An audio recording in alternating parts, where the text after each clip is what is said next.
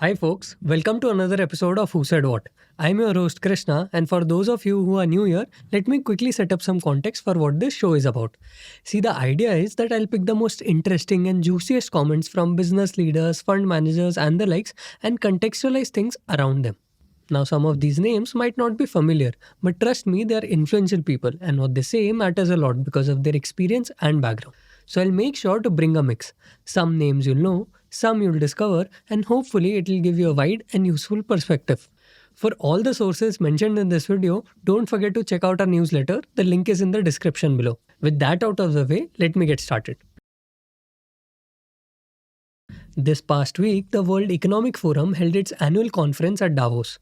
It is a gathering of some of the most powerful people in the world, heads of state, economists, billionaire entrepreneurs, and so on. It's the most exclusive of exclusive gatherings full of meetings, private dinners, and well, partying. Here, people have to be very nice to each other no matter what. But in such a situation, what they say to each other might have more meaning than what's on the surface. In fact, Financial Times came up with a pretty funny list of how the code of Davos speech works. Let me pause for a bit so that you can read it. However, this year, Davos didn't really have many of these niceties. In fact, it was extremely blunt. World leaders were being brutally honest about their needs and wants, even going as far as berating other leaders. In particular, many implicitly voiced how uncertain they were about the US being a reliable partner or ally. Of late, under the Trump administration, the US has been trying to shore up manufacturing within its own borders. For them, globalization is now a mistake. And the US retreats from worldwide economic integration, so are other nations. They are all prioritizing indigenizing supply chains and reducing dependence on other countries, even if it's not economically efficient to do so. It's clear that on a global level, trust is broken. To start with, let's take Howard Lutnick, the US Secretary of Commerce. On a Davos panel, he went on a rant against Europe's energy ambitions to go net zero. Here's what he said. I viewed the West as not a flagpole in the middle, but in fact, they are the flag. Whichever way the wind blew, so it blew. You should have solar, you should have wind. Why are you going to do solar and wind? Why would Europe agree to be net zero in 2030 when they don't make a battery? They don't make a battery. So if they go 2030, they are deciding to be subservient to China, who makes the batteries. Why would you do that? Why would the United States of America, which has oil and natural gas, try to convert to all electricity? China does not have oil and natural gas. Electricity and electric cars make perfect sense to them. That is practical and logical. Now, this is a lot to take in even for his fellow panelists who were clearly in shock with what he said. In a sense, he is making a statement about what US foreign policy is today. For them, any dependence on China is not desirable, even if it could improve our chances in the battle against climate change. But besides China, there are other details worth dissecting in his quote. For one, while reliance on China might not be nice to have, does that make an over-reliance on the US for oil and gas inherently better? In 2024, oil production in the US reached at an all-time high. Last year, the US swung into becoming a leader in natural gas production. The US basically controls the global markets for these commodities. Now, countries that depend on procuring their oil needs from global markets know how volatile prices are and how that hurts their trade balances. So they are trying to diversify away from that issue by scaling up renewables. With solar panels, the thinking goes, all the power is generated in-house even if you import the panels from elsewhere. That inherently reduces the price volatility of renewables. And the world is answering accordingly, just as solar prices keep dropping. India has jumped to becoming one of the biggest solar players in the world. In the 12 months since August 2024, the entire African continent imported 60% more solar panels than the preceding year. These imports are helping the world's poorest nations reduce oil dependency on fossil fuels that they don't have. In other words, what other countries seem to think is, just because you only import the panels doesn't make you subservient to the host country. In any case, this is better than being subservient to oil markets. Renewables give them much more control over their energy structure.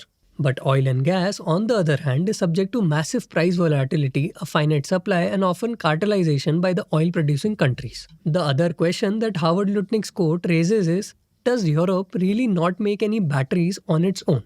Well, while it trails much behind China, Europe does have a battery manufacturing base. It is actively trying to scale the same, even attracting foreign investments to build within borders. While not dominant, Europe has a meaningful output of batteries today. Howard Lutnick and the Trump administration as a whole believes that globalization has been bad, primarily for the US. In his view, it is the cause for why dependence on China has increased, even though it was American companies who initiated the current form of globalization by shifting their production to low cost labor countries like China. And now the US is trying to reverse it, even if it means sacrificing important climate change goals. Anyhow, Howard Lutnick was not met without a response from the target of his quote. If not directly, then indirectly. Emmanuel Macron, the president of France, made a speech while wearing an expensive pair of shades, though there was no sunlight glaring at him. But if he didn't score too many points on style, he probably did on substance. Here's what he said. China is welcome, but what we need is more Chinese foreign direct investment in Europe, in some key sectors to contribute to our growth, to transfer some technologies, and not just to export towards Europe some devices or products which sometimes don't have the same standards or are much more subsidized as the one being produced in Europe. Compared to what Lutnick said, Macron and the EU overall is clearly far more open to taking the help of China. Battery manufacturing is one of the sectors where Chinese firms like Cattle have set up shop in Europe. Macron also mentioned why he doesn't trust the US as strongly anymore, highlighting how the US kneecapped European exports. Competition from the United States of America through trade agreements that undermine our export interests, demand maximum concessions, and openly aim to weaken and subordinate Europe, combined with an endless accumulation of new tariffs that are fundamentally unacceptable. The drama doesn't end in the speeches we did get to see though.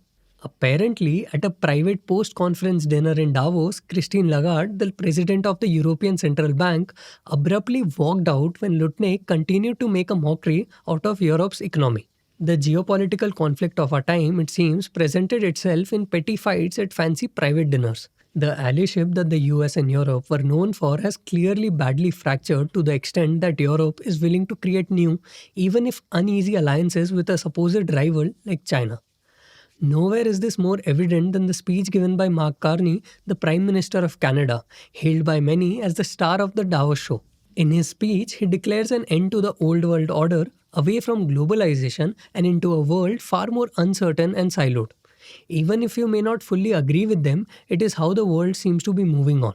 India, of course, has not stayed silent in Davos. At a panel, IMF chief called India a second-tier AI power.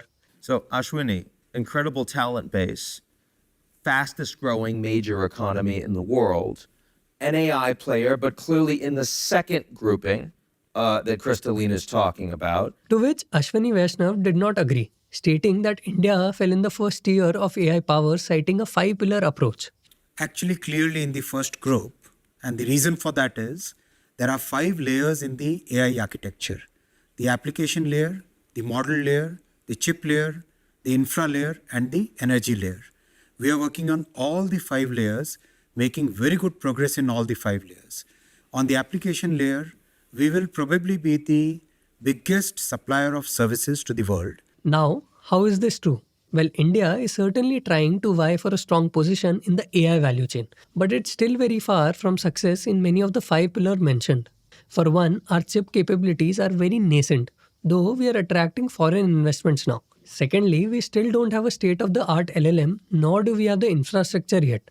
All of this combined wouldn't put us in the first tier by any means. However, on 2 pillars, the minister may have a point. India is indeed proving to be a giant in renewable energy adoption.